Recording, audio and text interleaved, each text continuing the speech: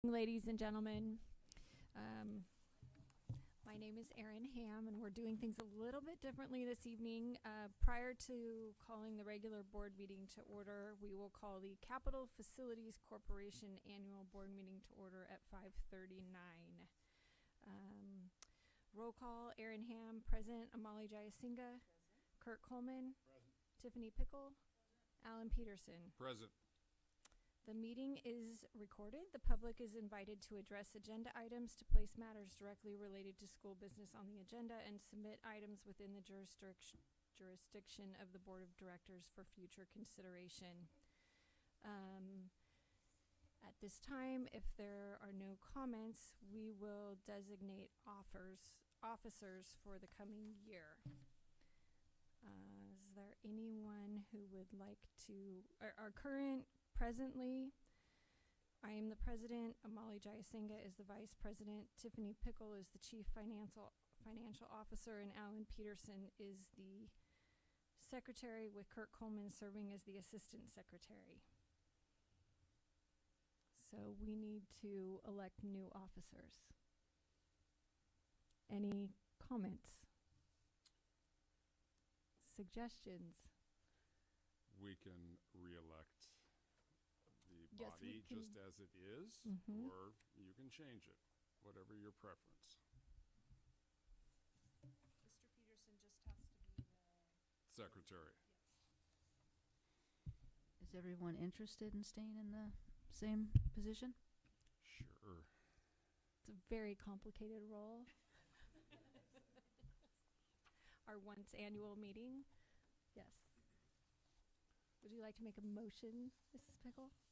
Sure. I move to approve the current governing body as it is. Is there a second? Second. We'll call for the vote. Mrs. Rohrbach, would you like everyone in favor? Aye. Aye. Anyone opposed? All right. Then that passes unanimously, and our officers will remain as they are. And we will adjourn this meeting at 5:41.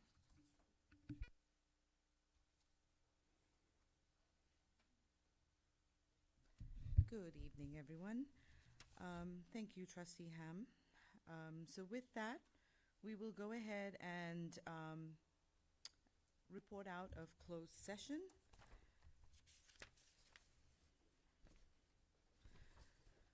So reporting out statement for non-re-election and release probationary and temporary certificated employees.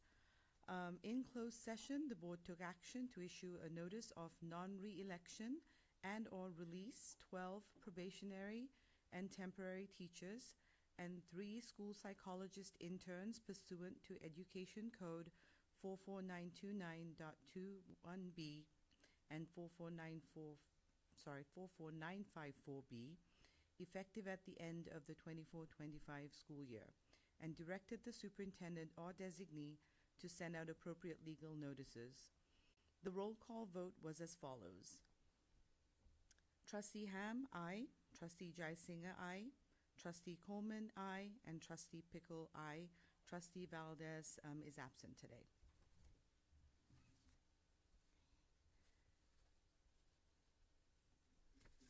Furthermore, we have action on student disciplinary cases, numbers 29, 30, 31, 32, 33, 34, 35, 36, 37, 38, 39, and 40. So, all right. That's it. We don't vote on that, do we? Yes. Yeah, we do vote? Yes. Oh, all right. Call. Yes, please. Motion and a second. I move to approve student disciplinary cases 29 through 40 as recommended. Okay, do we have a second? I will second that motion. Okay, all in favor? I'm sorry. Call for a vote. I'm an aye, Ms. Rohrbach. I don't have my computer on.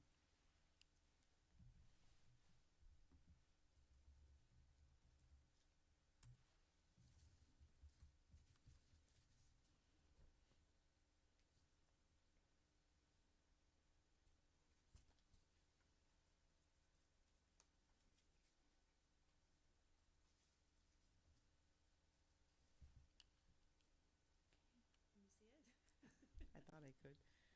Yes, motion passes unanimously. Thank you.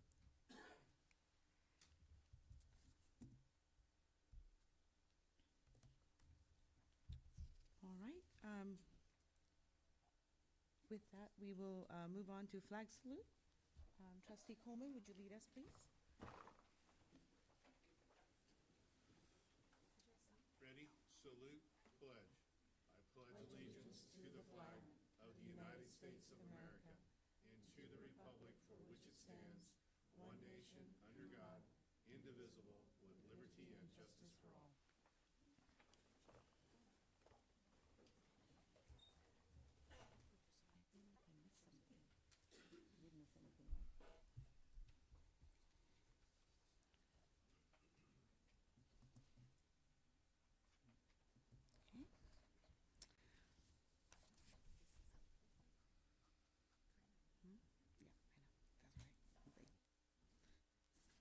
All right, moving on to the approval of the agenda. Is there a motion for the approval of the agenda? So moved. Is there a second? Second. Call for the vote.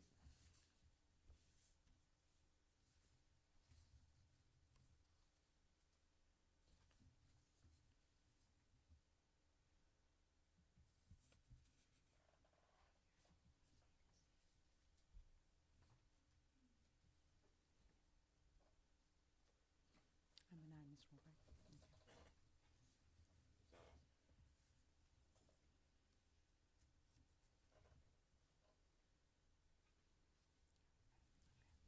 All right, thank you. The motion passed unanimously. So moving on to the recognition of the Atwater High School girls basketball section champions. Principal Parley?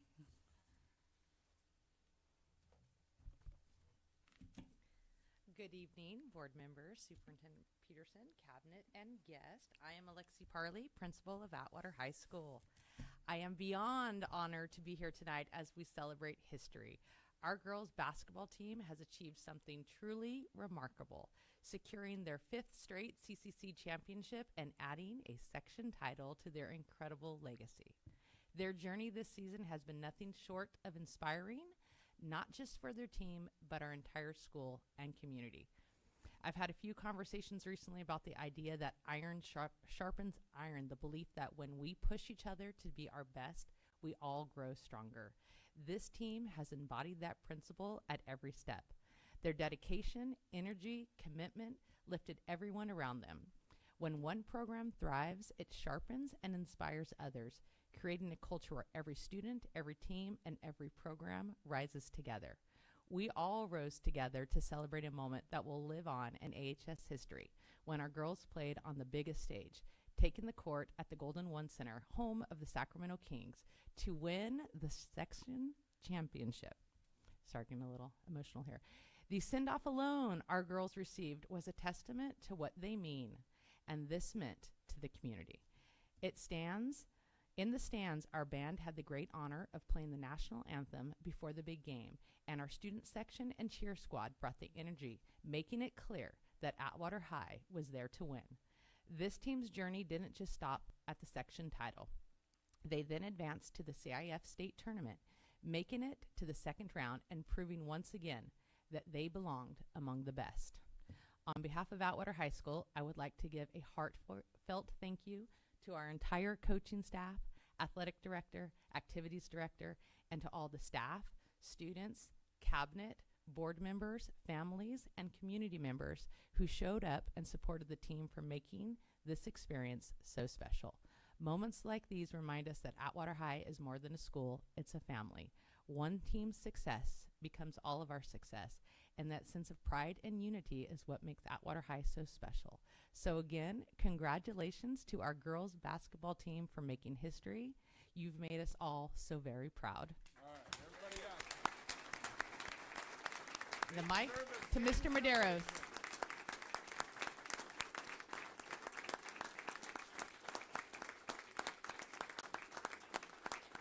Mr. Medeiros.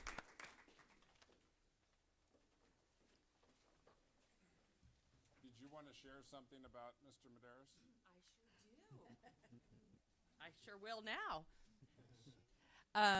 In addition to celebrating our girls basketball team, take a quick moment to celebrate Nelson Medeiros, our athletic director. He has been named the athletic director for our entire section, the Sac Joaquin section athletic director of the year, Nelson Medeiros.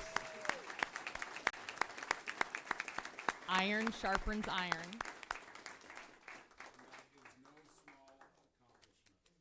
Well done and well deserved. Okay. That's going to make it a little bit harder to speak now, but thank you. My name is Nelson Medeiros. I am the athletic director at Atwater High School. It's a privilege to be here tonight to celebrate this wonderful achievement these ladies and coaches have accomplished. Winning a section title is no easy task. There are approximately 181 schools in the Sac Joaquin section that play girls basketball. Only 6 of them can call themselves section champions. That means these ladies are in the top 2% of all the girls basketball teams in the Sac Joaquin section. That itself is an achievement. The last time Atwater High School won a section title in any sport was 1993. The last time Atwater High had a team in the section finals was 1998. So as you can see, it's no easy task to get to a section title game, much less to win one. That's what makes this event more monumental, not just for Atwater High School, but for the community of Atwater High. Playoff basketball is very crazy. It's a win and survive and move on type situation where they give you 24 hours to logistically figure out your next move. Busy is an understatement, but it was worth every moment, okay, for what these ladies did for Atwater High School and for the city of Atwater. At this moment, I would like to call up our girls basketball coach, Mr. J.R. Leonard Davis.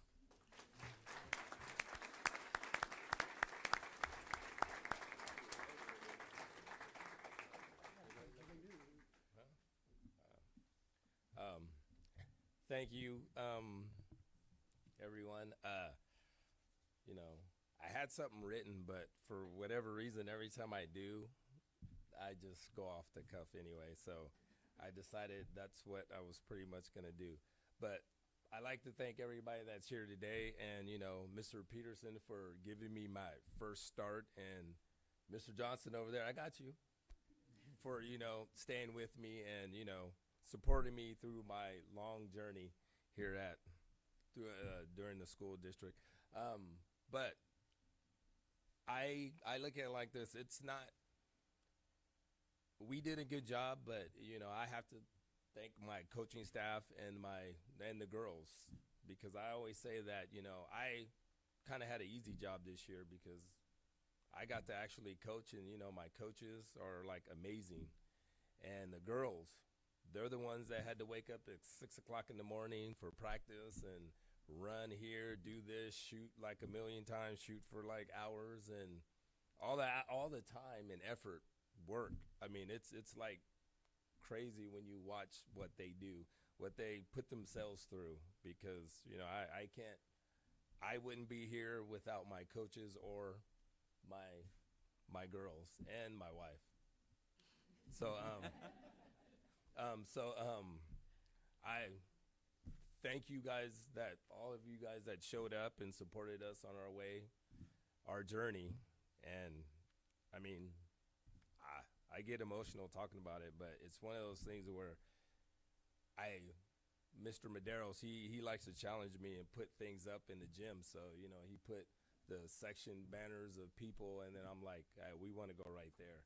And so I know everybody thinks that I just talk a lot of mess, but, you know, it was something that we kind of knew could happen. We had a chance to do it, and, you know, we made it happen. So I thank you for the motivation. And so, but again, I love challenges, so, you know, but I like to introduce the girls because, again, this is all about them, and we'll go in numerical order. No, you're going to go in alphabetical order. Oh, alphabetical order. All right, okay. And then you're going to pass that to me, and I'm going to shake their hand, and they're all going to stand right here after they get their certificate, and then we're all going to take a picture. All right, I got you. Yeah, Assistant alphabetical coaches, order. you get introduced last. Impressive that you're all here. Thank you. And we'll do a whole team photo. All right. Well, the girl in the middle, Cameron Gibson.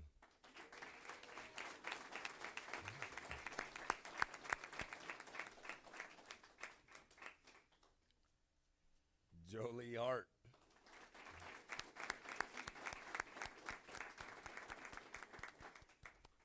Sage Hartson.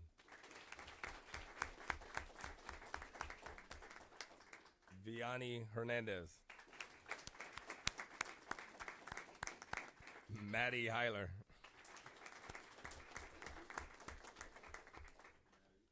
Carissa Hukel.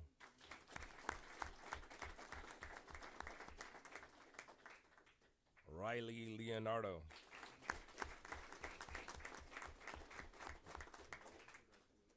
Natalia Melgoza.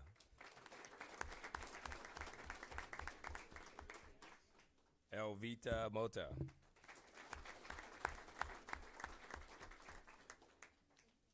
Mikhail Narin.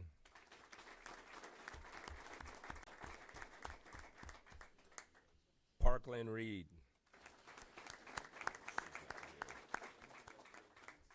And Bella Villa.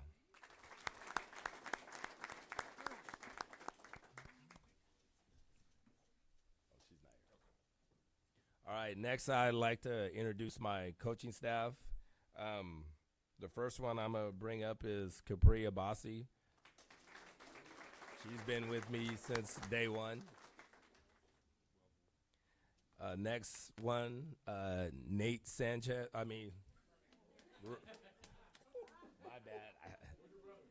Nate Ramirez.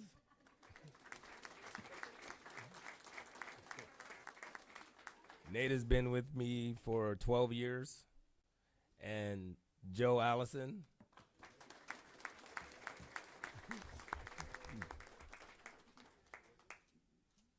And last but not least, Lexi Valencia.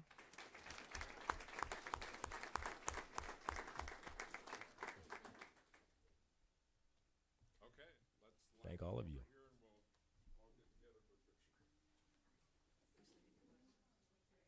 all get together for a picture. Okay, we facing parents, we facing this way, how are we doing this? Out or this way? Yeah, let's do it with the parents in the back. Parents in the background? Okay, so then we gotta turn this way. If you want the parents in the background. Alright, this way. And then we'll turn around so that way the parents can get one. No. Yeah, any parents that want to take one, come on up. Alright, JR, you gotta slide so we can see you. JR, go out on the edge, on the side. I'm Come on. trying, Miss Jenny. I'm trying to get JR actually in the picture. JR, get on this side. And JR, You're you gonna have to make it smile. bigger. You're not tall. We're gonna keep you out of trouble, JR. Oops.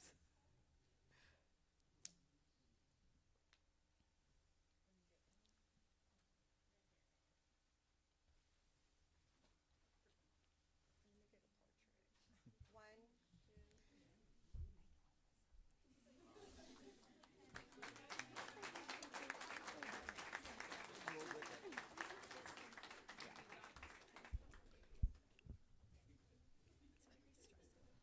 Mr. Davis, Mr. Davis, it's Mr. Coleman. I know, it's been a while.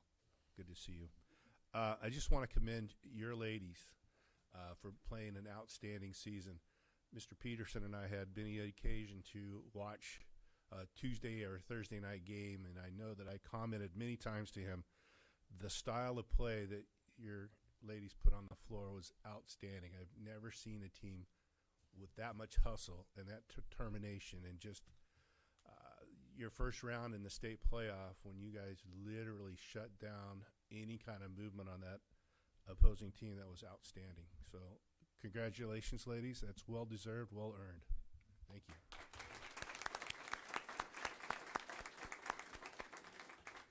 We have one more to introduce. Yeah.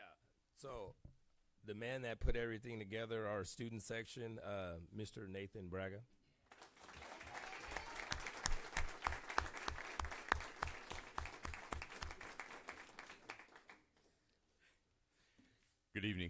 name is Nathan Braga. I'm the activities director here at Atwater High. Well, not here, I guess. I'm not. This is Coach Hurtado's land. Mrs. Parley briefly talked about our school and our community, but I wanted to expand on that and thank some special people. First, I wanted to thank the Merced Union High School District Transportation Department. Like Nelson said, we had to get buses on the turn of a hat, had to get Reuter buses full, and Brenda Hermosillo and Luke Waters were just outstanding to work with. Major thanks to our community. This community, we really fell in love with this team. If you didn't see on social media, we did a royal send-off that was a little extra, but that's our style. We go extra. We took them a long way out of town, and groups of people were outside with posters and pom-poms. It was just Goosebump City. I'd like to thank Peggy Heller Elementary, Merced School Employee Federal Credit Union, the gentlemen that run the Five Corners Marquee, Merced College, Elmerwood, Atwater Elementary School District for being outside rooting on our girls. We'd also like to thank our local CHP, Atwater Cal Fire, Atwater Police Department, and the Sheriff's Department, especially with the last-minute helicopter edition, for giving these girls a moment they won't forget before the ultimate moment that was never forgotten at Golden One. Our crowd was one of the biggest and loudest, not just because of the crazy kids, but our community really showed up. It was easily the size of a big football game, if not larger, at Golden One. The crowd at Golden One was one of the biggest of the weekend, and when we hosted a first-round state playoff game at our school, it was the biggest crowd I've ever seen in Falcon Arena. Again, thank you to everybody in our community. Also, I don't think it would be appropriate if we didn't thank someone special in my class. Esteban Garcia, please stand.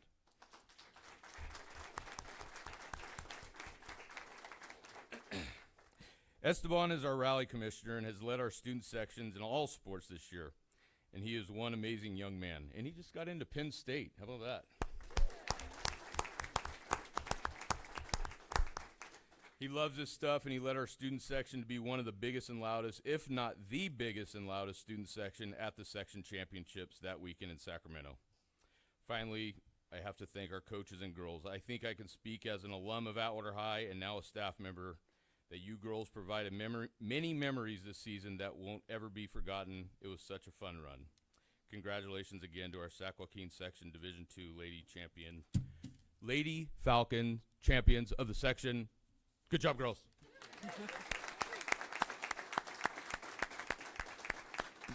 Mr. Braga, I'm going to ask you to come back to the dais. Thank you. Mr. Coleman was once my AP. I still hear I that wasn't going voice. to data that, but okay, yeah, it's been 15 years. But who's counting? Nathan, every time I go to any kind of athletic event, high school, college, I always think about how Nathan Braga and his leadership group would have run it. Every time I go to your home games, you have just great decorum. It's positive. It's just, you're right. Last Tuesday when you guys hosted that state playoff game, it was just electric in there. And I just want to say thank you to yourself and your rally commissioner. You guys do, again, a great job. Thank you, Nathan. Thank you, Mr. Coleman. Appreciate it. Thank you.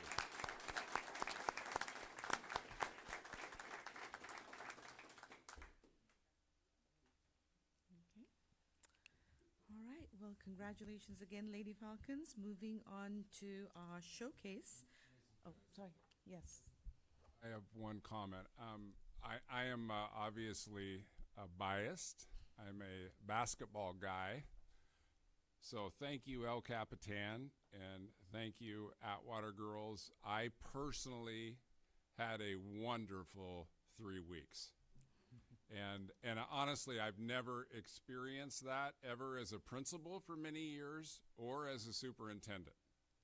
That's the first time we've had a basketball team get to the finals. So that 24-hour period was really, really special. And girls, you had an historic season that no one will ever forget. So I thank you all for your effort. Thank you for how you represented us over that time.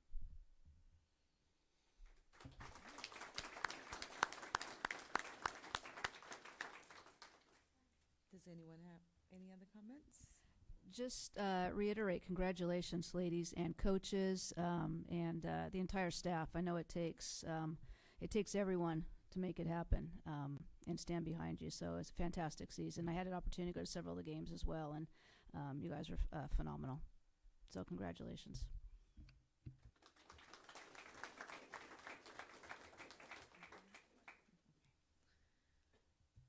All right, well, congratulations again. And now we move on to Showcase. Principal Cope, please introduce your showcase.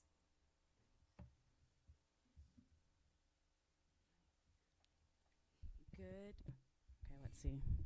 I'm following a bunch of taller people. Good evening. I am the principal of El Capitan. My name is Ben Cope. Good evening, board and cabinet superintendent Peterson. Tonight's showcase is our varsity boys basketball team, following a similar message, but a slightly different finale compared to the Outwater girls. But first, I would like to say huge congratulations to the Outwater girls basketball team. What they did was phenomenal, and it was really incredible to watch them this season.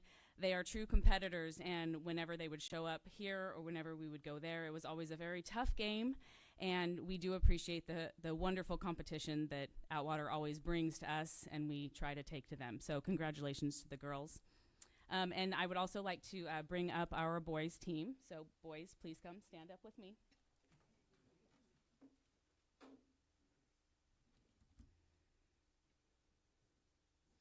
So for anybody who has competed at a higher level and made it to a spot such as the section finals, it's a huge deal, especially walking into that gym, or that arena, being able to play on that court. That is something that is a once in a lifetime experience for our students. And there's always going to be somebody who wins and somebody who doesn't, right? And half of the teams walk away with a medal and half of the teams don't. And I think that one of the things that is really important is what the teams that, when they don't walk away with that medal, what they do walk away with. And there is a sense that there's a feeling that those individuals get to experience that doesn't feel good at the moment, but I do believe is very lucky for those students, for those athletes. It's an experience and a feeling that only half of those 2% that they talked about get to experience. It's something that is a terrible feeling at the moment, a gut-wrenching, excruciating pain that you can only experience if you've been there. And these boys have been there. It's something that they get to then feel and turn into perseverance and drive. And they can take that fire and they can use it to become better athletes and better students. And they can use it to learn and make better choices in the future. It's a learning opportunity. They might not walk away with a trophy or a victory or a blue banner, but they get to walk away with something, that a feeling that they will never get to forget, that will build their character as students and as athletes and as people. And I am quite proud of them for that. If I can get am I going the wrong way, boys? Guys, what's happening here? I'm going down. Oh, there we go. Okay. So our boys team did an incredible job this year. And when they went into the playoffs, they were seeded 10. And that's a pretty low seed going into the playoffs. And they made it all the way to the finals. And they lost by 3. And they played their hearts out. And what I saw on that court every single time they played, with lots of games up in the Sacramento area, lots of miles on the car and the vans, was passion, determination, perseverance. I'm pretty sure they had lots of bruises, but there was a drive there that was something that you can't take away from athletes. They competed at a high level the same way that the girls did. And I am just so proud of what they've done and what they've accomplished. I'd like Mr. Hurtado or Coach Hurtado to come speak about a little bit about what they've done this year. I know that's tiny, but I'll let Coach Hurtado speak, and then we'll let Diego speak. How's it going? My name's Coach Hurtado. Thank you guys for having us today. I stand before you guys as a proud coach. Been coaching for 9 years, and those 9 years we didn't have one single playoff win. As JR talked about it, waking up in the morning, weight room, a lot of great players before us that tried to do it but didn't do it.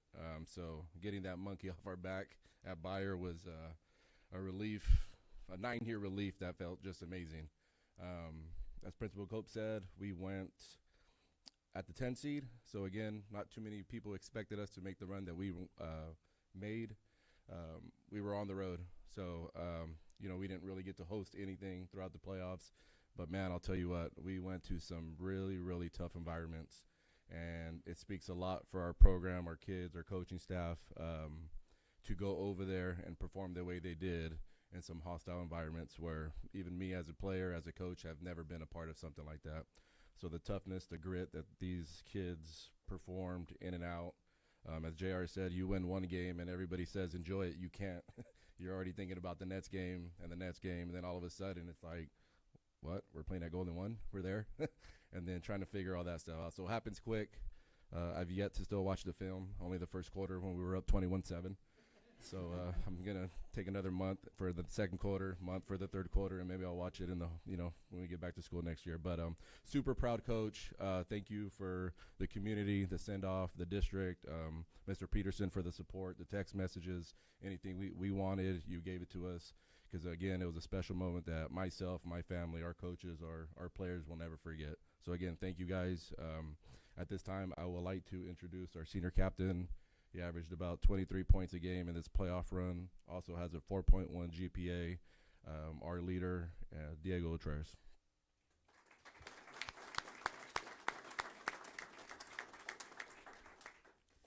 Hello. Sorry, a little sick here. My name is Diego again, and just from behalf of me and our teammates, my players' teammates, we want to give a huge thanks to Coach for leading us this way. All our coaches, assistant coaches, Coach Hurtado. It was a long year, and through every single practice, they were honest 100% for the littlest things. And at first, you don't think of it as it's just something small, but going all the way in that section run, it's really every single point, charge, rebound, assist, everything matters. So a huge shout out to Coach. We're thankful for him, and a huge shout out to Ms. Cope for everything she's done for us, the district, our school, even the our send-off. Sorry. Our send-off, we just want to give a huge shout-out and a thanks to everybody that attended that. And we're just grateful for the opportunity to play at that Golden One Arena. And it's something we'll never forget. And just a thank you to everybody here.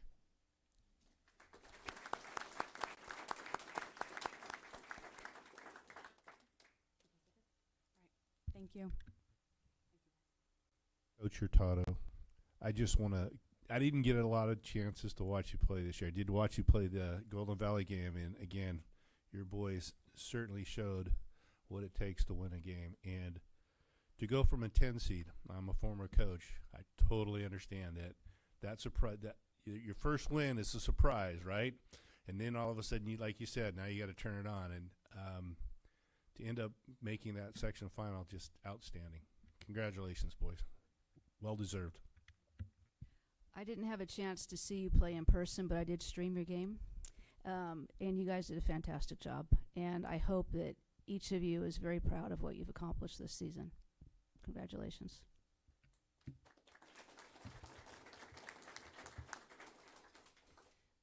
To both the Lady Falcons and the Gentlemen Gauchos, obviously huge congratulations to both programs, but I hope you guys really savor this moment and appreciate all the praise that is lauded upon you, because it's so well deserved, and you've changed the trajectory of your programs and your campuses and created so much excitement, not just for yourselves and your families, but for the school and the community. And it's awesome. So just really excellent job.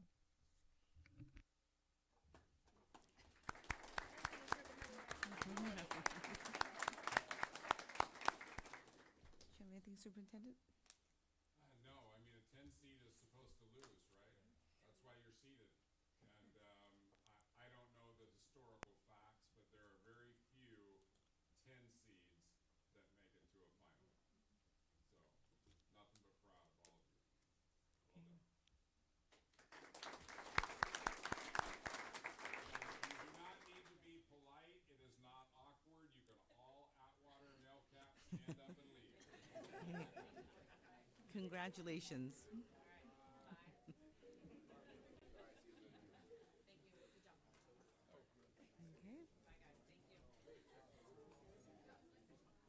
We'll give everyone a few minutes to head out.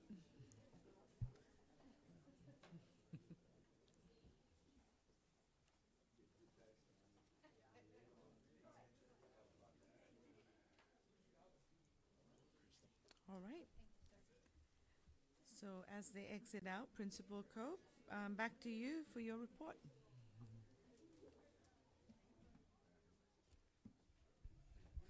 Okay.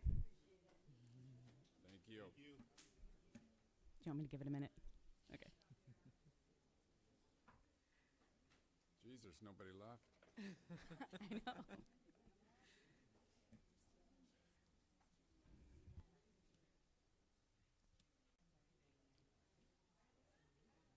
We have a speaker.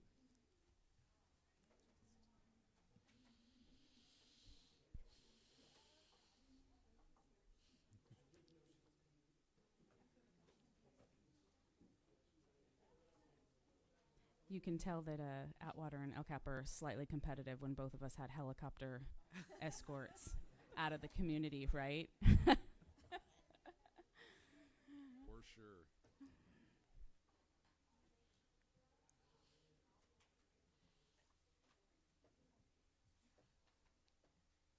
All right. So sticking with the St. Patrick's Day theme and your goodies, tonight's principal's report. So I want to talk a little bit about an EL mini-series, and I remember last year Miss Gossman came into my office after I sent her to one of the meetings down at the district with MCOE, and she brought back this giant paper, and it was she stuck it on a blank spot in my wall and said, "We've got to get this accomplished," and just kind of stuck it. And I said, "Okay." And it was basically that we had a need to support our EL students. And so Ms. Gossman and our instructional coach worked together and developed an EL mini-series. And so I wanted to speak on that a little bit because I thought it was really impactful this year. And we've gotten to see some really positive things come out of that to support many of our English learners this year. So what they put together was they did an EL shadowing where we had teachers shadow individual students throughout the day. And during that time, they were watching for their interactions. What type of reading were they doing? What type of speaking, listening, writing were they doing? What do their conversations look like in class? Was it just teacher to student? Was it student to student? Different types of observations like that. From that, then we had 4 different series for the EL mini-series where we focused on the different aspects of the LPAC testing that were very specific. We had all of our staff participate in these trainings, and we kind of did like a slow rollout for them over the course of the year. And then just recently, we followed up with our second follow-up EL shadowing to kind of measure to see if we had seen improvements. It was a really good experience, and we've seen improvement in classes. Pair this with our DOK trainings, we've seen lots of instructional growth. There's definitely room for improvement, as always. I think that it's also been a good learning experience as these teachers who've gone in to observe the students have seen. They're like, but I was only in there for a few minutes. Yes, and so we know that we're missing some things. We want to see what's next, what else came, what else happened. in that during that instructional time. And so it was pretty powerful. So our plan for next year is to do the same thing, but shadow our special education students next year and focus on looking at the types of accommodations that they're receiving, where are they struggling, where do they need some support. So we're gonna focus on the same type of thing for next year, with the emphasis on our special education students. We also have had Grow Your Own aligned with one of our superintendent goals, where we're building some capacity there. And through that, we had some stipends where we had some different expectations for the different individuals who've participated in this. And they've had a lot of different opportunities. Coach Hurtado is a wonderful example of one of those individuals, and he's been able to step up in a lot of different capacities for us, along with a variety of other individuals. We'll also repost that for next year in hopes to pull in different teachers and different classified employees to figure out ways to incorporate building capacity there and developing more leadership types of roles. Some of the things that they've done so far is they help be the admin designee for athletic events. They show up to our parent workshops. They go to our theater productions, different types of things, band events, things like that, to help provide supervision. They also have been meeting with me to develop their strengths through Strength Finder. Even though I'm not trained, like Mr. Johnson or Dr. Austin, but we at least have conversations about what our strengths are, what do they look like, how can we develop them, what are some things we need to avoid as far as like pitfalls and things to avoid. So we do some work through looking at that. So again, we'll repost that next year. And from that, I'm really excited to say that pretty much everybody on that list, except for I think one, is ready to enter an admin program, which is really exciting. And so I've really been happy and pleased with the fact that they've come in, they've shadowed us, they've been able to see what we do, and now they're ready to start taking that step forward into administration, which is kind of the idea, right? To start developing them in those different roles. So we're very excited about that. And as we move forward, we'll continue to do that and continue to build capacity there.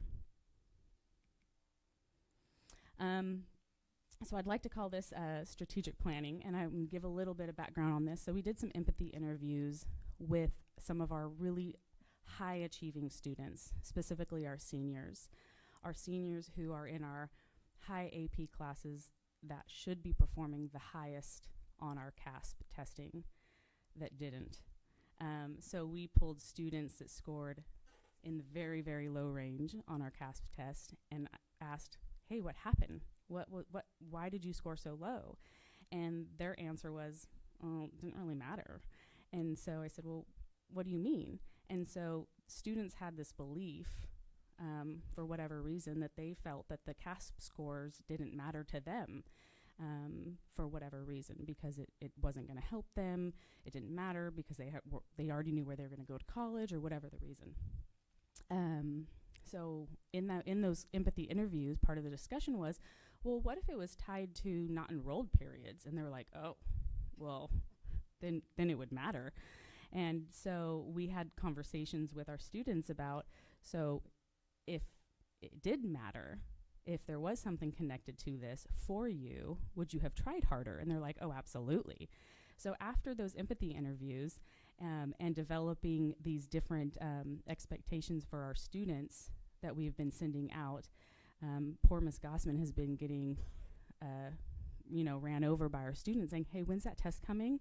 So they're very eager to find out when those tests are coming so that they know that they need to try hard, because they know that it's also going to be directly connected to whether or not they're going to be getting not enrolled periods.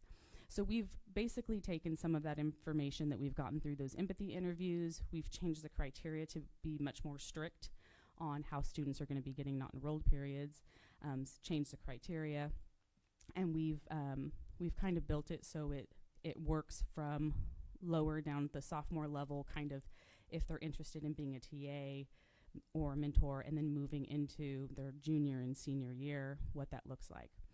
And so we're incorporating the Star Academy that Ms. Garman has she's done wonderful things with, so we really appreciate that.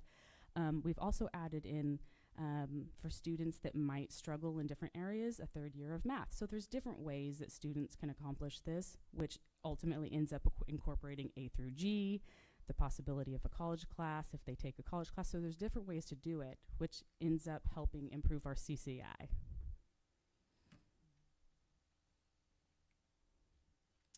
Wanted to give a quick update on our stadium. If you came in that way tonight, you might see some mud out there, but they're making progress. I'm very excited. We have a meeting here every other week, and they're making progress. They promise me they are. So, and I know I'm not Dr. Weimer over here, but I had to throw in a picture because I'm very excited, and I drive by every day and make sure that somebody's out there doing something. So, and I think that, I wanted to mention that we did have our girls go down to down into the LA area, and they are the CIF state champs in cheer. And so they do have, you can kind of see a large picture down there for a big trophy. So I'll be contacting you guys about that. I didn't know that. We're going to have to have you at the next one. That was the plan. So we're very excited about them. They are fantastic. They put in a lot of work, and so we're very excited about them. They did go to Florida. They ended up getting 4th in Florida, but they were only, I think, 1 point away from first place. The competition was so tight there. So we're very proud of them. They work very, very hard all year long. They do a ton of fundraising. So anyway, we're very excited about them. So yes, I'll be reaching out to invite them to the next board meeting. I do want to give a special thanks, since this is going to be the last time. You guys won't be here before the end of the year rolls around. So I do want to give a special thanks to Tiffany Gossman and Brandon Sanchez, who will be moving on next year. Tiffany will be moving into the counseling role over at Golden Valley, and where I was at one point. And so I'm very excited for her. And so she's going to do a fabulous job over there. And then the same thing for Brandon Sanchez over at Atwater and Student Support. I'm very excited for both of them. They're going to do wonderful at both of those sites. And I look forward to hearing positive things and hoping they can take some things that we learned that we've done here with them, and then also being ready to learn some new things over at those new sites as well. So I do want to thank them for all their time and effort that they've spent over here at El Capitan as a Gaucho, and wish them best of luck as a Cougar and a Falcon moving forward in the 25-26 school year. So, Megan, I just want to say thank you very much for your leadership. Thank you. These are great parts of your showcase. I appreciate. Thanks. Thank you so much. Yeah, thank you. And that's all I have for you guys tonight. So thank you very much. Thank you. Thank you for everything you do. I love your presentations. I always take something away from, a new idea, something different that you're doing here. So I always appreciate Thank you. the out-of-the-box thinking and, just trying something new. Thank you.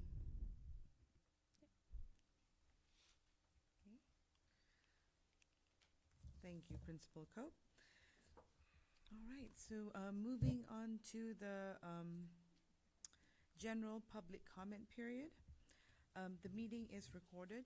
Individuals addressing the board are asked to fill out a speaker card located in the back of the room. Complete a blue card to speak to an item not on the agenda, and a yellow card to speak to an item on the agenda.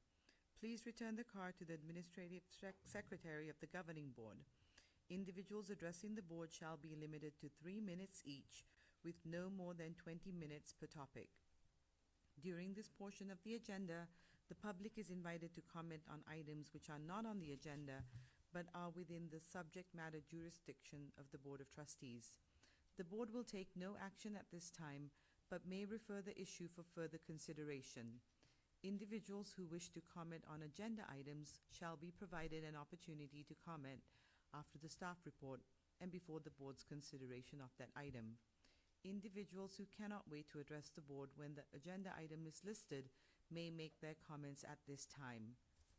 Okay, and I have one speaker card. Is that all we have today? Okay, I call on Ines Morrison, please.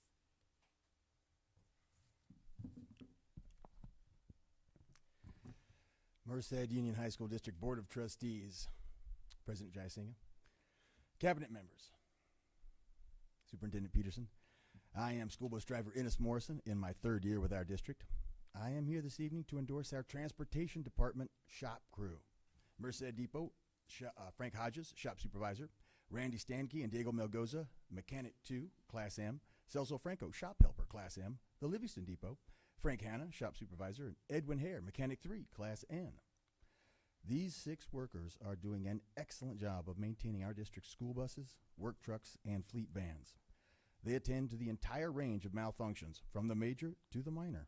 From an abraded and severed main power cable caused by a hidden pinch point between the engine compartment and main electrical bus that causes the school bus to break down 18 miles outside of town on a narrow country road, to a defroster vent whose press-fit gasket has deteriorated and keeps popping out when traveling bumpy roads, causing partial fogging of the windshield. From a deteriorated seal in a service brake chamber that's leaking so much it exceeds the applied leakage test limit, requiring the vehicle to be taken out of service, to a fire extinguisher mounting bracket that's not quite secure enough, allowing the extinguisher to rattle loose onto the floor. Whether a defect be big or small, it may exist in a component so important that it requires repair before the bus can be deployed. Our mechanics are outstanding at repairing all of these flaws. Not only do they have the technical competence, they have the commitment and industriousness to do it quickly. Even tiny malfunctions that don't limit the vehicle's serviceability get prompt attention, such as an electric horn that doesn't activate unless the steering wheel is rotated at least 45 degrees, or a window whose weatherproofing plastic shim is impeding full opening and closing. Our shop crew sees the earliest opportunity to address every flaw our drivers report or which they themselves discover during regular preventive maintenance and inspection. All 6 of them are also CHP certified California special drivers, aka licensed school bus drivers. And our department regularly calls upon them to fulfill any of the various responsibilities of our full-time bus drivers, often on short notice. Our mechanics do all the tasks of that our school bus drivers do, and they maintain our vehicles. It is common for those who repair equipment to earn more than those who simply operate the equipment, and the recent huge upgrade of our district school bus drivers has put us on par with our mechanics. This begs the question, should we upgrade our mechanics? Thank you. Okay, thank you, Mr. Morrison. Moving on to reports. Mr. Nicholson, reports and discussion? Mm-mm. No. Oh, I'm ahead. No, that was just general Oh, I'm public sorry. comment. My bad. Yeah.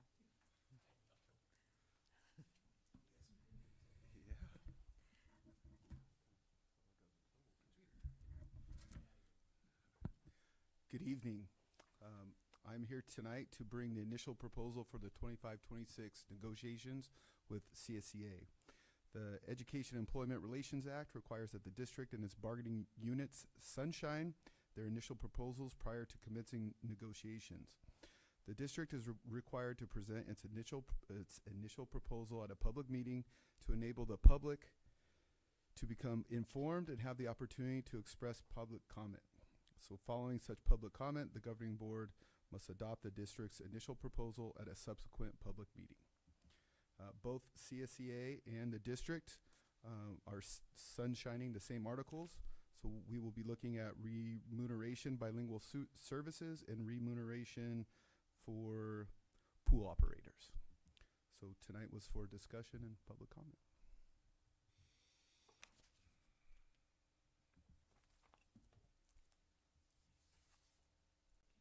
Any questions?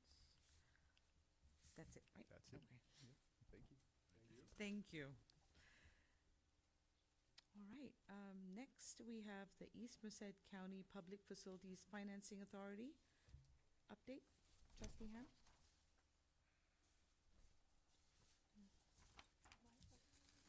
Your name's on it? Apologies, I didn't realize I was the one providing this update. Okay, so Trustee Jayasenga, President Jayasenga, and I are members of the East Merced County Public Facilities Financing Authority, which is essentially taxes a small group of properties in the Moraga community in Merced. They pay Melrose. That pool of money has grown to a little over $12 million. A little less than 40% of it belongs to Merced Union High School District. The money is to be spent in support of that neighborhood, more or less. It doesn't have to be in the neighborhood, but for instance, those students attend Golden Valley High School, so it can be for a new high school, new facilities. There's one other bullet point that I don't remember, but generally speaking, it's for facility upgrades, improvements, and new construction. It is essentially the property owners pay those taxes over 50 years. I believe it ends in 2050. And it is a joint power authority board between Merced City School District and Merced Union High School District. We do not have to pull funds simultaneously. We do not have to use the money jointly, but we oversee the board collectively. Weaver was at one point on the board, and I'm only sharing that because at one point we had 6 members, and then voting kind of made a little more sense. Now there are only 4 of us. 50% have to be in agreement to move something along only, and the money is there. It can sit there, it can stay there forever. We can draw bonds against it. We can take the money now if we need it for a big project or something along those lines. And I think ultimately we just wanted everyone to know that it exists. It's an opportunity. And again, we don't have to do anything with it now, but if we had a special project in particular for the students of Golden Valley, this would be an appropriate place to tag the money. Does anyone have any questions? That's a really brief summary. It was very well said, by the way. You hit every point. Dr. Weimer, anything else? No? Okay. What happens is, I've now been on that board for 6 years. Molly, how long have you been? 3? 1.5. 1.5. It just, the board keeps changing, and then everybody forgets what the money is for and how we get it, and we have to bring people back in. And it actually initiated, for those who remember, with Michael Belwalamy, and we've had several different people in the district come and go. So I just think it's important that we all know it's there. Thank you for that update, Trustee Ham. All right, moving on to Superintendent Goal Instruction. Mrs. Ballinger?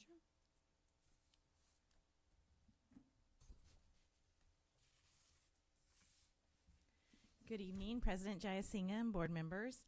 Tonight we wanted to update you on our instruction goal, which is related to DOK and deeper learning. I wanted to start off with just a little bit of data for you. Oh, I went too far. This chart that I have here represents the DOK levels percentages for the district that were observed in the first semester. What I wanted to point out for you is that yellow bar. So this is a large sample size because it covers the whole district. If you looked at individual sites, it probably wouldn't be as obvious, but because it's such a larger size, it is. That yellowish orange bar represents DOK2. So you can see how our DOK2 has grown over the course of the first semester, that the did not observed in the DOK1 shrank over the course of the semester, which are both part of our goal in our deeper learning DOK instruction goal. Mrs. Garcia and Mrs. Berman are going to share some information tonight about what we did to help make that happen, and then what we're doing this semester to help continue to improve that. So I'm going to turn it over to Mrs. Berman and Mrs. Garcia.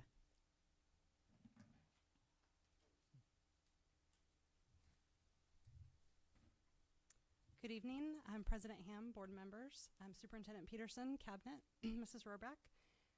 As Mrs. Ballinger said, we want to talk about some of the progress and also a bit of the evolution of this goal throughout the year.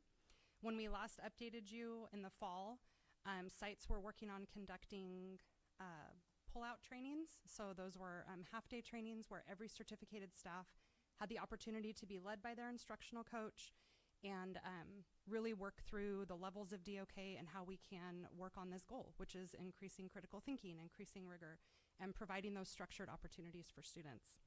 As our district instructional support team, we meet monthly as we continue to talk about where we wanted to go next with the second semester, so where we currently are. It was really decided that a lot of times professional development or different learning opportunities we have are one and done, and we didn't want that to happen. So rather than introducing something new or introducing a new layer of this goal, we really wanted to focus on time for digestion and time to practice, and most importantly, time for feedback and reflection, because that's really where the learning takes place. So what sites did is they all conducted a staff meeting to kick off the second semester, and within that, well, thank you. I didn't want to interrupt her flow. Shoot, I know. My flow. So this is a visualization of how things are currently looking in the second semester. The overall target, as you can see there, and the goal for every teacher across the district was to be able to create a goal at the DOK 3 or higher level by selecting a specific strategy and a collaboration model. And that's where Tony is going to explain a little bit more about how that's looked on site.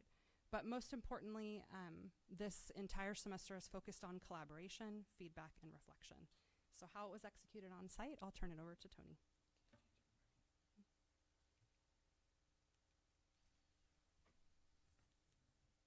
Sorry, the clicker is being fickle.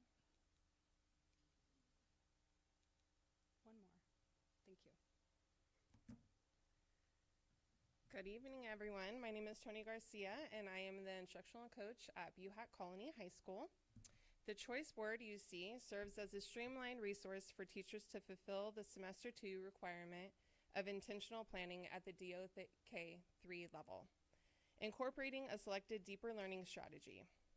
The instructional coaches prioritize clarity by creating a single hub where teachers could access all necessary components in one place. Teachers had the flexibility to choose a collaboration model that best suited their needs, whether through a lesson study, learning walk, or lesson feedback. They also had the autonomy to select their collaborators and determine how they would reflect on their experience, ensuring a personalized and meaningful approach to deep learning. The Planning Choice Board was the foundational framework implemented across all sites. However, the execution varied based upon the site's specific needs and available resources. I'm here to provide the insight in how BC successfully met the Semester 2 deeper learning goal. Following our large staff meeting, teachers were required to submit their goals by the end of the week.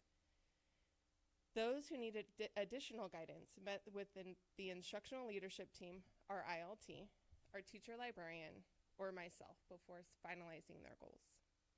Some examples of our teacher goals were one that was submitted by a robotics teacher. Students will identify and analyze the STEM career of their interest, considering its challenges, opportunities, and significance. They will craft and deliver a 30-second elevator speech to persuade an audience to support or explore the chosen career. Another submitted by an English teacher was students will read an annotated text utilizing a student reading aid to create questions to use and participate in a class Socratic seminar. Lastly, one submitted by a horticulture teacher said, students will complete a lab using the soil ribbon technique and give an elevator speech at the end to defend the soil type they believe it represents. Throughout this process, the ILT and our teacher librarian were invaluable in supporting teachers. The ILT and teacher librarian have hosted Tuesday talks to help teachers design lessons at the DOK level 3, opened their classrooms during learning walks, and collaborated with colleagues for lesson study opportunities. This week alone, 15 teachers opened their classroom for observation and feedback during the learning walk.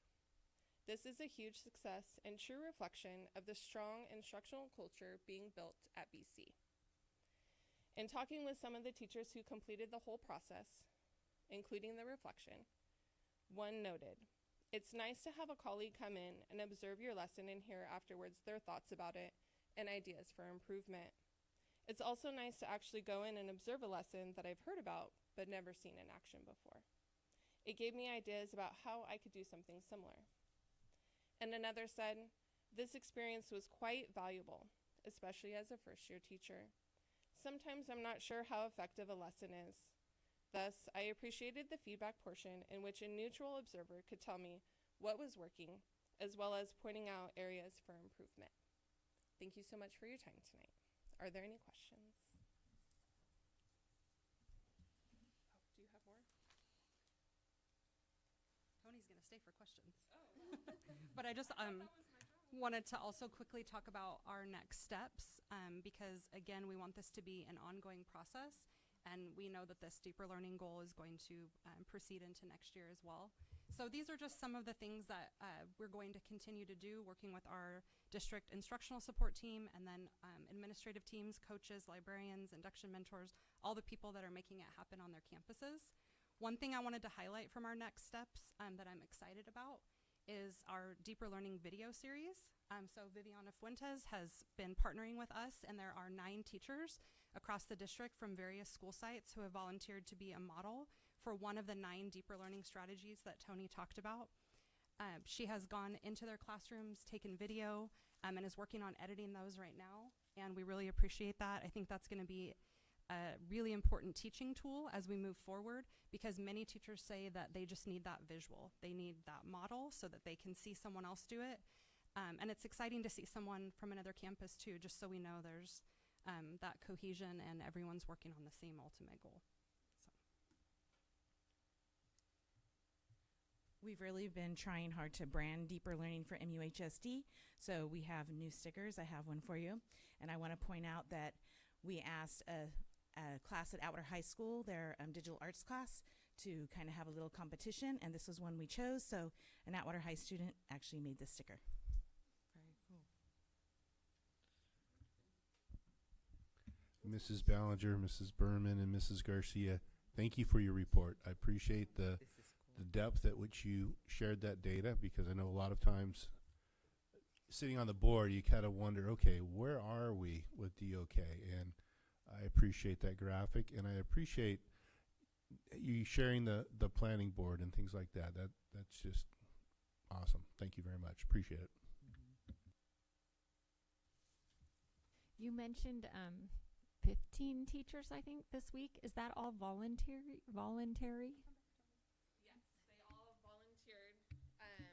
Some I just kind of went and had conversations and said, hey, you know, I know you've been doing really great things in your classroom. Would you mind opening this week for others to come and observe?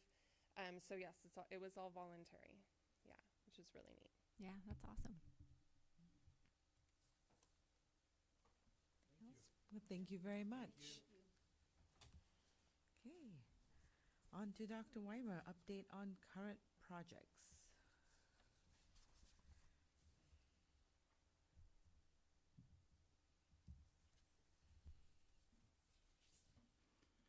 All right, this will be a very quick update. It's very targeted at the business park to give you an update on what's going out in that project. So we have the overview there of the business park. You can see over on the right-hand side the ones that were finished, which were the kitchen facilities. There are several other buildings since Google took this, so Google needs to get an update here so we can see our buildings on there. But all the parcels have been purchased now. So the last piece was this.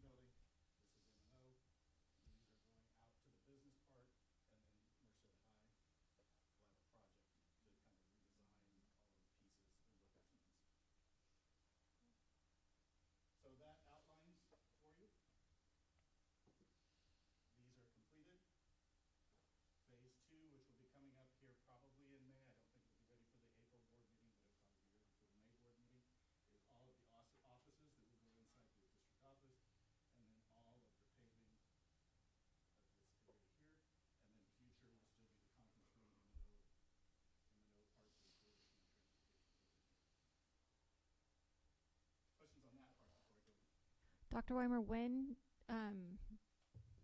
does the district intend to be off of Castle Air Force Base?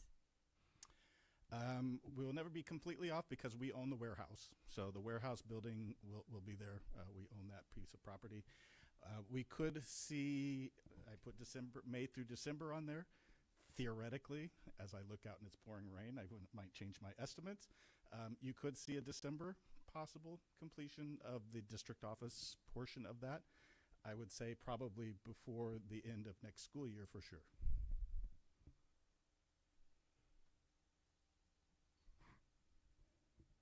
Any others? Just some other notes of things that are going on. Obviously, these are our large, big projects. Atwater Pool is obviously complete. They will host their first meet next week. So March 21st, you probably got an invitation from high school if you're around. They will be doing a little bit of a dedication ceremony for that. That is not the formal dedication. We don't have the plaque yet. There will be a formal dedication where the plaque comes out and we can install the plaque, has all of your names on it, and we can do the formal official one. And hopefully we can get Mr. Svensson, who the pool is named after, at that one as well. So that will be coming up a little bit later. Merced, we're hoping to get the punch list and everything done this week. So we're seeing light at the end of the tunnel of that one. It's almost ready. It's almost complete. They do have a home meet on 3/21 and 4/11 as well. And they will actually be hosting the CCC championships. So if you want to see the championships for swimming in the new Merced pool, that will be April 16th through 18th. BUHAC and El Capitan stadiums, completion November 2025. And all of that depends on what we see here, going on right now. If it rains for 3 days right now and you have a weekend for it to dry, BUHAC will probably be dry because of the sand and working on Monday. And El Capitan will be a mud pond still on next week. So all of this kind of influences what we can do, but we are shooting for that November 2025. And again, we'll have better estimates as we get through the rainy season. We'll know all the delays. Hopefully by that point, there's nothing else to dig up that we didn't know was there, which has already happened on both sites. But hopefully we'll have a better indication than as we go into the May meeting on what a actual timeline is looking like for that, but we're targeting the November 2025. Golden Valley Pool Deck is going to need some renovation. We have not finished the designs and got the timeline for that, but that could become an 8-month project, and it is going to be expensive. It is going to be a lot of concrete, and concrete is very, very expensive. So that will be coming back in a couple of months here as we get the designs and engineering and see what happens. But we could probably have to take at least to the first seam, if not to the second seam, all the concrete around the entire deck away because there is a crack around the entire lip of the inside of the pool. And they're still able to swim right now. They are still able to swim right now. They're going to get through the swim season. If we have everything ready, swim season, end of swim season could be a time period to get in there, but I don't know if it'll be ready for the engineering designs before that point, especially if we end up having to do a DSA. Then it drags on. But as of now, they're still going. But at some point when it does happen, they will miss a season. So we will try to target where they only miss one season, but they will be missing a season at some point for that work to happen. March and April, we're looking to get a tour of the business park. Hopefully when it's not looking like this and you don't have to wear boots to walk through. But we will be looking at taking you out and showing you the business park if you're available, and then taking out and being able to do a tour of BUHAC and El Capitan as soon as we see a few more things and structures going up. So there's a little bit more to see. So hopefully in March and April we can get those scheduled. And then again, we will be having official pool dedications with the plaques and everything. And those things will be happening here sometime in the near future as well. One thing, if it kind of goes along with the East Merced, so as we finish these up and we're looking at the end of 2025 as a time period where we know that's when you know exactly where we stand financially. We know everything that we've put out. So pretty much through the fall, we'll be identifying all of the things that the district still needs to do and looking at the beginning of an update to the 5-year plan. So we have all of the projects there, whether it's the last gyms, the pool at Livingston, theaters, all of those types of things, along with things like concrete or doing some type of repair to the center walkway at Merced High, which is a trip hazard and a major issue going down there, all to those kind of projects as well. So we'll be identifying all of those throughout the fall.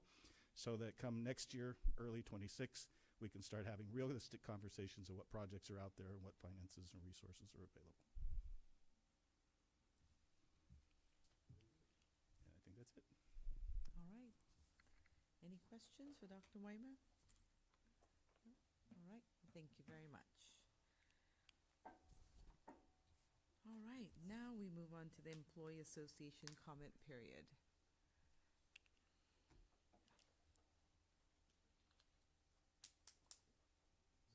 Yeah, I was gonna. I had a question for Mr. Weimer.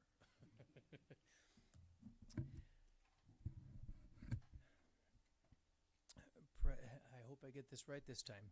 President Jayasinha, board members, Superintendent Peterson, and Cabinet, and Ms. Roback. I know it's been a while since you've been blessed with my beautiful voice. But I always want to make sure that when I come up and speak, it is about something that's important. I'm going to be vulnerable right now. This year I've struggled with anxiety and depression. And the reason I bring this up is because in my role, I'm hearing a lot, and mine has nothing to do with my job. In my role, I'm hearing a lot of our staff members, not just teachers, are struggling with the same thing. I'm not going to complain right now. What I am going to do is preface something. I think we have things in place that can help this, that can move us forward to help alleviate these things. I just wanted to mention it tonight because we're going to be bringing this up this month with Cabinet, and it has to do with safety of staff members and students, and communication in regards to extreme situations that we have at sites. Having said that, thank you very much, and I hope you really enjoyed my voice. Thank you. All right, I don't think we have a representative from CSEA. We do not. All right, moving on to the consent agenda. Is there a motion to approve the consent agenda? I so move. Second. Thank you. Trustee Pickle, would you like to acknowledge the donations? Yes. The district would like to thank the following for their donations: California Department of Public Health, California Youth Tobacco Survey, Merced Elks Lodge, 1240 bingo account, Atwater Winton Lions Club, Merced Sunrise Rotary Club Charity, Educational Employees Credit Union, Stephen and Eileen Guerrero, Cynthia Ramirez, Merced High School Class of 1958, Juanita Pedrozo, and Elks Lodge. Thank you again for your donations. Okay. Thank you, Trustee Pickle. Are there any questions? Okay, call for the vote.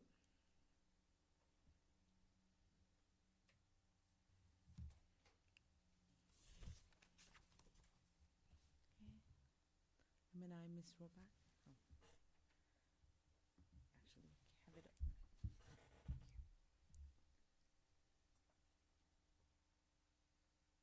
All right, the motion passes unanimously. Moving on to the action agenda.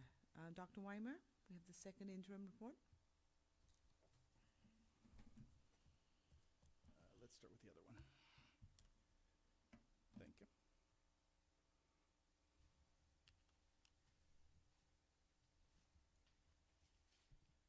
So just some notes, and then we'll get into the slides that you see every time we bring forward the budget presentation, but just some of the concerns and things that we're watching and looking at right now. Enrollment in the system matches, and let's see, what did I type here? A small increase for next year, but what I'm seeing in the numbers right now are not necessarily playing that out. So we were hoping that we were at the end of a 3-year declining enrollment, not a huge one, but about 25 students a year. We were expecting to go back up next year.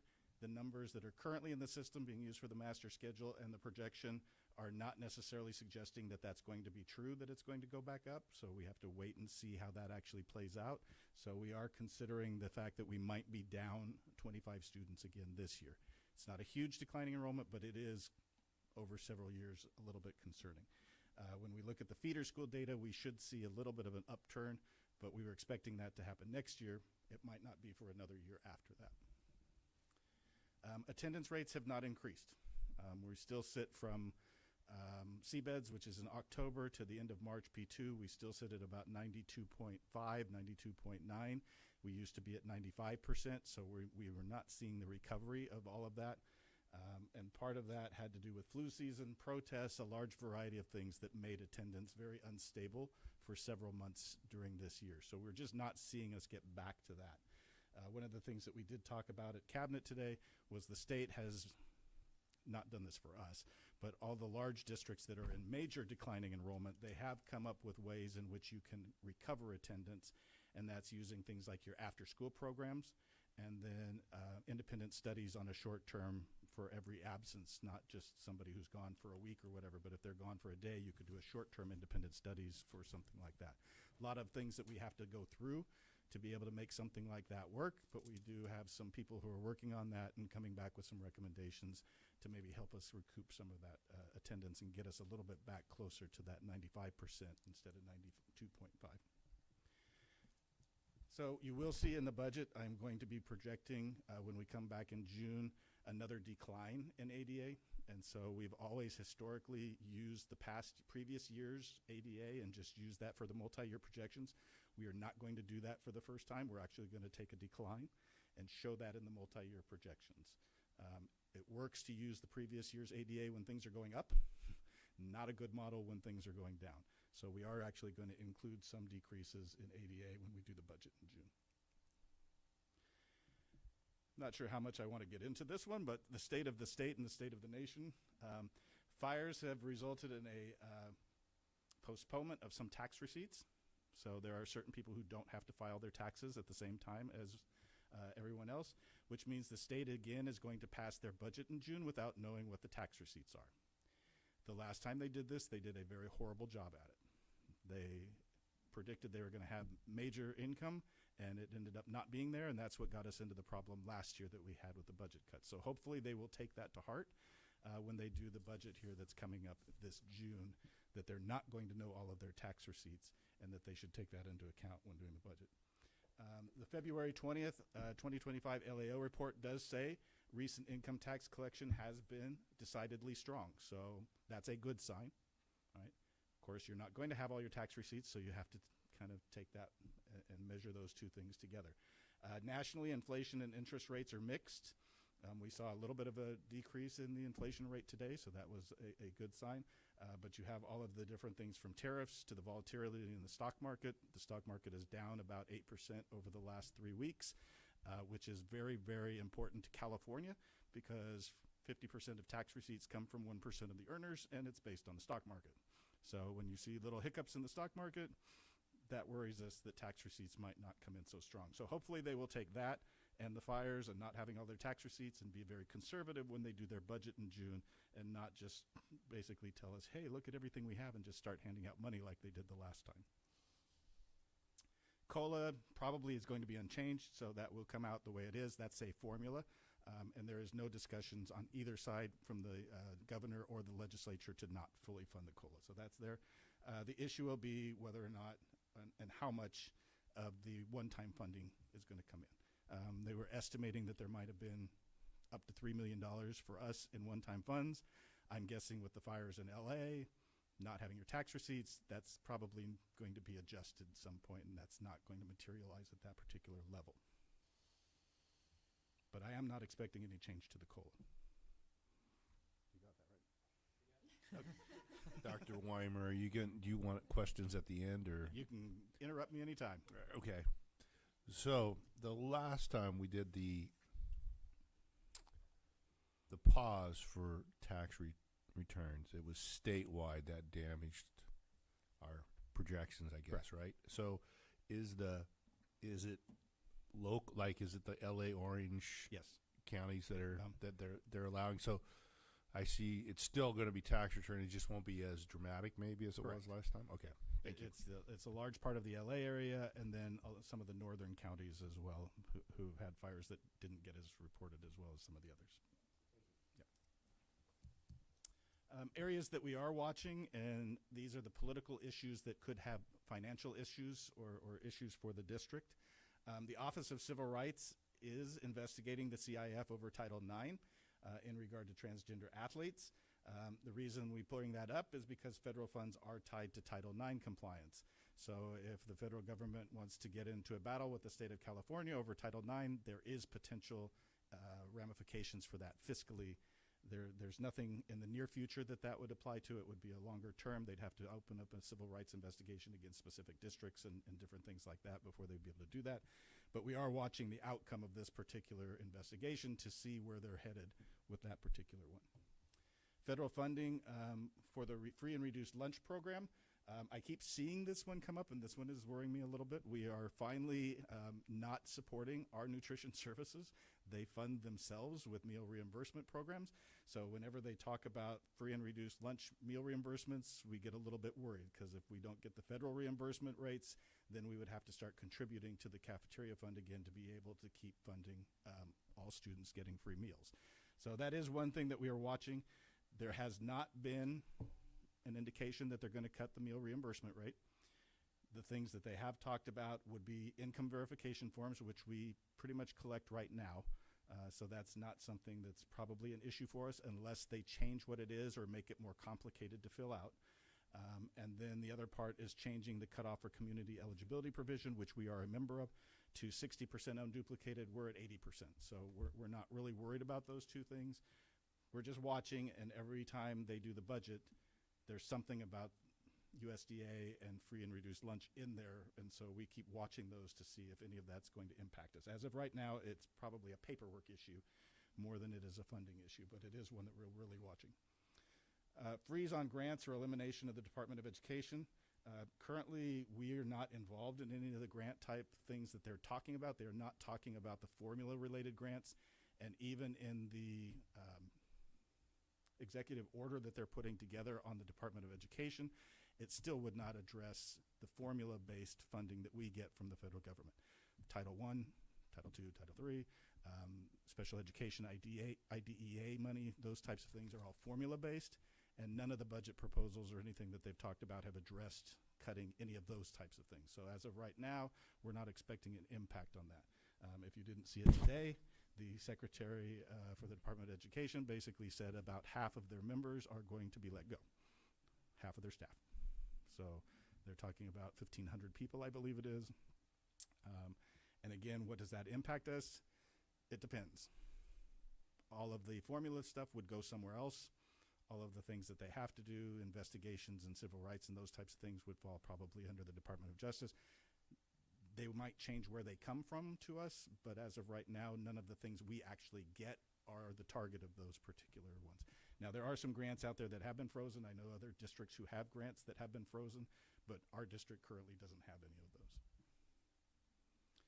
Medicaid reimbursement, this one could be a concern as well. There was a very large reduction in the legislation that passed the House in reducing Medicaid. At least reducing the funding that goes to that department. And if you reduce it that amount, you almost have to impact the amount of federal aid that's going out to Medicaid. We do get reimbursement through the school for different things through Medicaid. So if we were to lose some of that reimbursement, that could be a little bit of a financial hit to us. So the meal one and the Medicaid one have the potential to impact us. The grants and the other ones aren't probably in jeopardy. LA Unified is in a lawsuit right now over Proposition 28, so we're watching that. There's two parts to it. One of it is they're challenging LA Unified, who's carrying out what the Department of Education and the Audit Committee said were the rules. So by challenging LA, they're actually challenging the rules. So if that happens, we need to pay attention to that. But they're also challenging the way LA spent their money. And some of the things they're saying, if they really spend it that way, they're in trouble because they're going to lose the lawsuit and have to redo what they did. So we are watching that, though, to see if any of the pieces that challenge the rules that the state has in place get changed, because then we would have to change the way in which we monitor our Prop 28 funds as well. And then NAEP, which is the national testing, has been canceled for the year, and basically the staff was let go.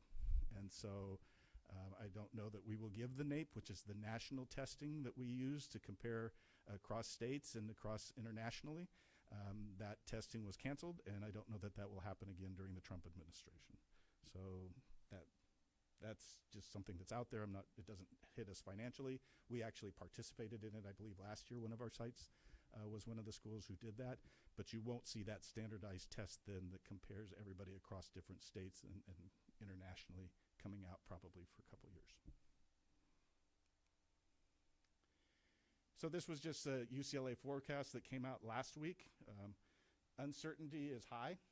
So again, as you go into a budget where you don't necessarily know the tax receipts, the one on the left, those high numbers are uncertainty, which means be conservative. Don't go spending lots of money that you don't have. And then over on the right is the chart that basically shows what the expected growth of GDP is. And so you do see that although it's slowing a little bit, it's still growth. So UCLA is still predicting that you're in the 2% range growth every year. You're not actually going into a recession. Going into a recession again would then be worrisome about tax receipts. And I believe that's it for that one. Questions on any of that? That was a lot. Mm-hmm.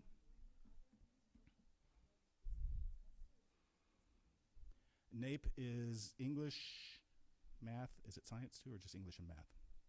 Just English and math? Yeah. I know it's English and math, but I think it's just English and math. Yeah, they randomly select groups throughout the country and each state. And so, again, I think it was BUHAC that was actually, was it BUHAC last year? Livingston was randomly chosen, and so they had a specific demographic makeup chosen by NAEP to come in and actually take the test. And so they use that with all of the other ones that were chosen in California, and that becomes the California score, and you compare those to other states.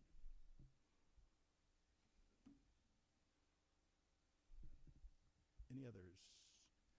All right, let's go ahead and switch to the other one. And so now the one you're used to. We do have the second interim. Again, you can see the line is kind of flat. So even though we've had a 3-year decline, if you look at it this way, it's not big. You know, it's not looking like some of the LA schools or Bay Area schools where the decline looks like a downhill slope. It's a very gradual decline, but you can see to the right-hand side, there's just that slight bit of decrease. But again, 25 students a year for 4 years is 100 students. You're talking about, you know, $1.5 million that you get less every year at that particular point until that comes back. LCFF components still around $176 million for the year.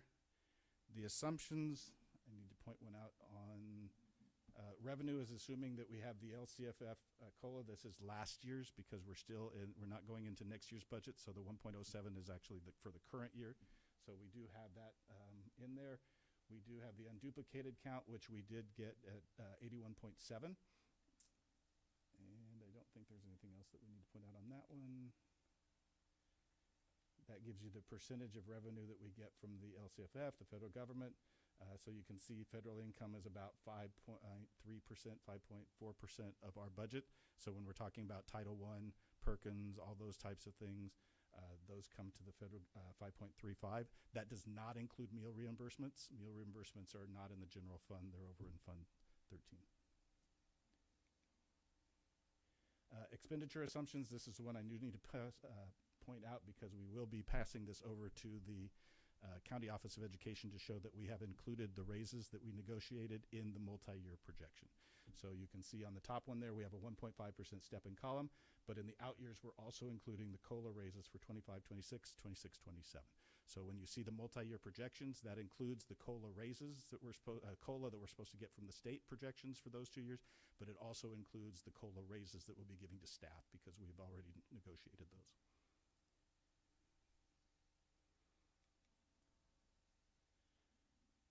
All of our expenditures. And again, you'll see that we are going to be negative this year. We're going to be negative next year, That's spending down the money. That's not the fact that we're spending negative. It's that we're spending all of the one-time funds. So to spend one-time funds, you actually have to be negative spending to be able to get rid of those. So we are spending all down the one-time funds this year and next year. And you will see, I shouldn't have put my other glasses aside. You'll see the 26 and the 25 million for the first interim and second interim for this particular year.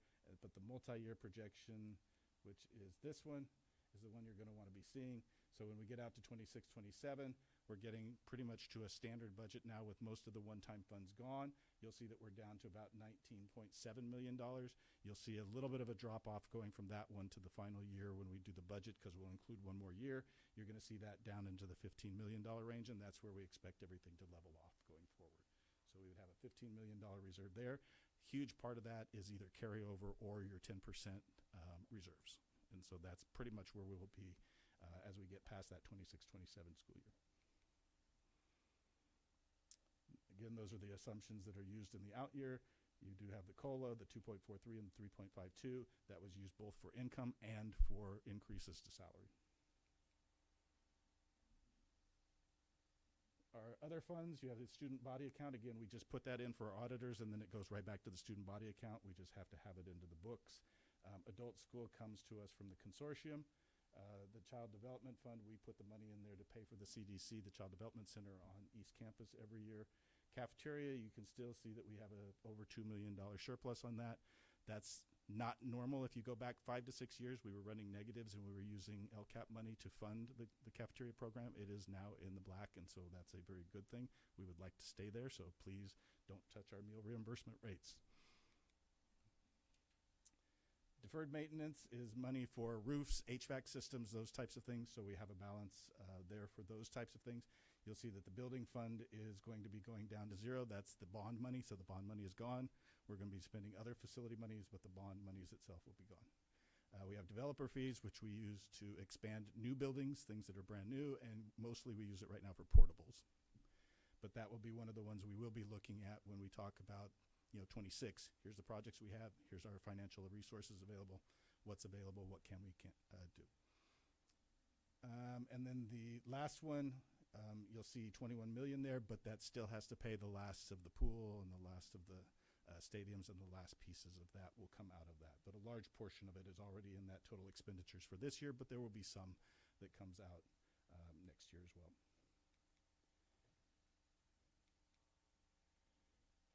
Then you have our special reserve 17, which almost all of that is your 10% reserves.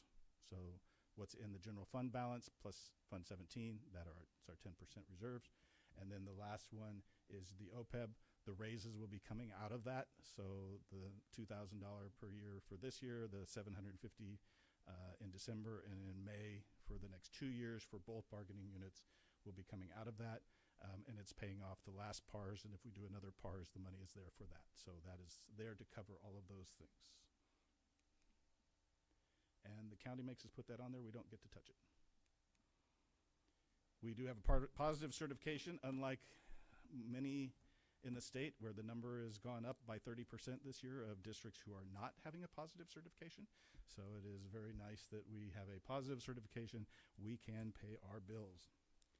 Superintendent recommends the Board of Trustees approve positive certification, adopt the proposed revisions to the general fund budget as submitted, adopt proposed revisions to the various other funds of the district as submitted, and accept the criteria and standards summary review.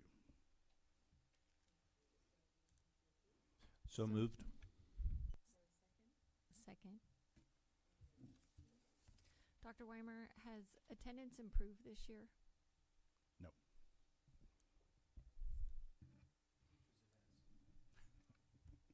What's that? He said for teachers it has. Oh.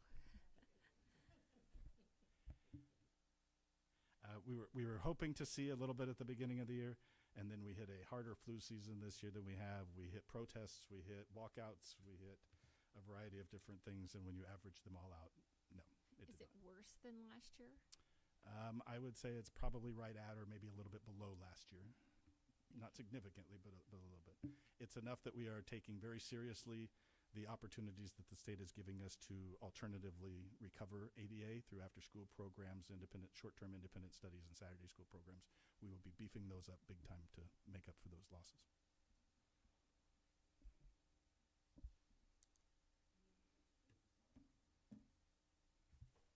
Okay, if not, call for the vote, please.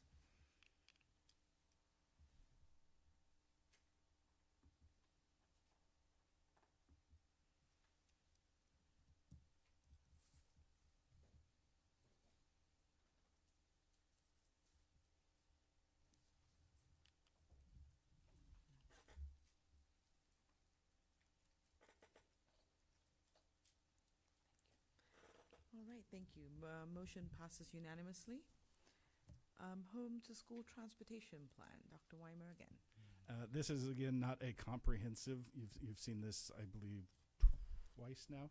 This is not a comprehensive transportation plan. It is a state-required plan that answers very specific and direct questions, one of which is, how do you prioritize transportation for K-3? Yeah, that was what I said, K-3. How do we do that? Yeah, we don't. So we just say NA to the biggest question they have on the plan. But we do review the services that we offer specifically for unduplicated students and for our high needs students, special education, homeless students, foster youth students. And nothing has changed since last year. It is the same plan going forward, but we do need to approve it every year just to make sure we take a look at it and update anything that's there. We do get some reimbursement for transportation funds because we have this plan in place. Superintendent recommends the board adopt the MUHSD Transportation Services Plan. Is there a motion to approve?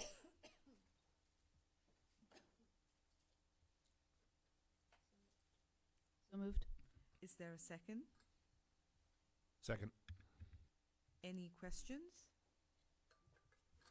Okay, call for the vote.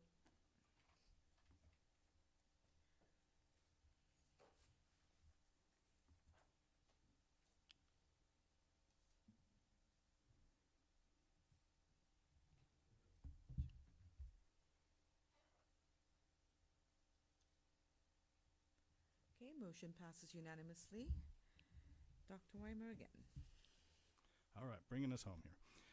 So the resolution that you have before you is what was requested at the previous meeting, past 2 meetings actually, in regard to the electronic billboards. And so it was the concept of having a committee that would then target those particular funds and uses. We do have the committee being an ad hoc committee because different rules apply if it's a permanent committee versus an ad hoc committee. So it is an ad hoc committee. And so the membership will change every year and the amount of money and the things that they look at will change every year. So every year there's a rotation there between students and staff so that there's a representative from every school site, and then half staff, half students, and 1 board member starting with District 1 and then alternating each year. So that would meet every year starting in 26 because there probably will not be revenues to really look at for this particular year of any significance, but starting in 26, then we would look at having that start in September. It would meet, and then it would come back and give the board a recommendation on how it thinks that that should be used with an explanation of how it directly impacts students. So superintendent recommends the board adopt resolution number 1024 establishing ad hoc committee to make recommendations on the use of donated funds.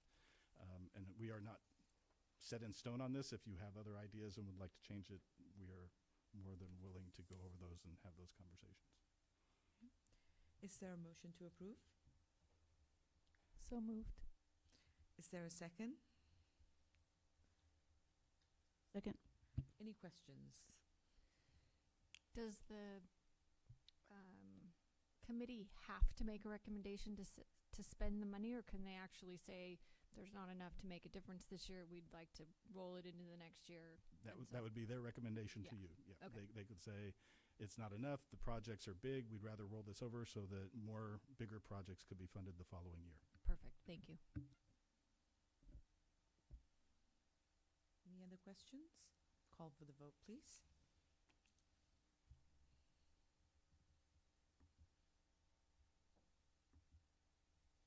And of course, it will be set up in a separate fund that will be tracked so that we can give the reports on both the income and the uses.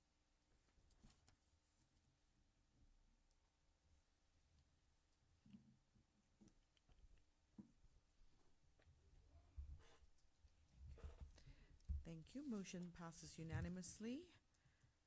All right, moving on to the superintendent's report. Thank you, President Jayasinga. It is LCAP season, so for all of you out in the crowd, Mr. Pust, and those listening, encourage you to attend the appropriate group or any of the general meetings to give your feedback.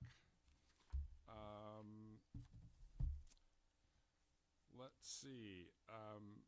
We had multiple section championships this winter, two that we showcased tonight. But we also had the Livingston High girls wrestling team that you will hear from and see in May. And the Golden Valley boys, and I believe that's back-to-back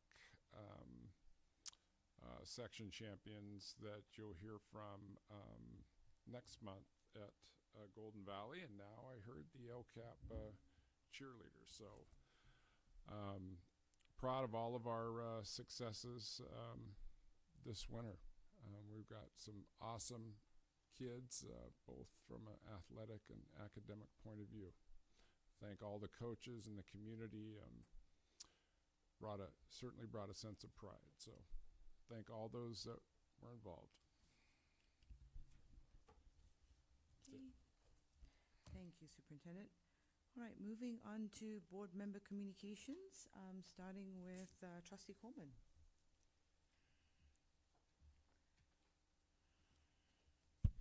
Thank you, President Jayasinga. I'll be somewhat brief. I have spent the last couple of days with CSBA's Legislative Advocacy Week. I am somewhat of a, I guess in their eyes, the electric vehicle bus expert. I've done my research, so I think I've seen 3 assembly members and a couple of staff members. There's an assembly bill out there, AB 1111, that is designed to slow down the requirement of having electronic vehicles by 2030. I believe we're asking for a 10-year pause, so it'll be like 2045. So I just wanted to report out that I've been spending a lot of time this week with that area. Thank you. Thank you, Trustee Coleman. Trustee Pickle? I would just like to thank Ms. Cope for hosting and thank you for the goodies. Thank you, Trustee Pickle. Trustee Ham? I have nothing to report. Thank you. Okay, thank you. I don't see Principal Cope. Thank you so much for hosting us this evening in the back. Want to say a quick congratulations. I think we have 3 AXA winners between Mr. Johnson, Mrs. Garman, and Ms. McCauley. I saw a post on social media, so congratulations, well deserved. Yes. And as far as attending site events, attended the WASC certification meeting at Livingston High School a couple of weekends ago. Always great to hear feedback on those sessions, so I was glad I could attend.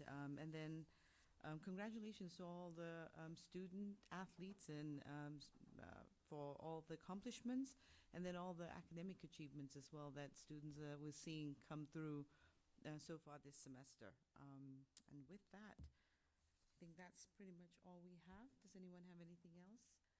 Does anyone have anything you'd like to see on the agenda next month?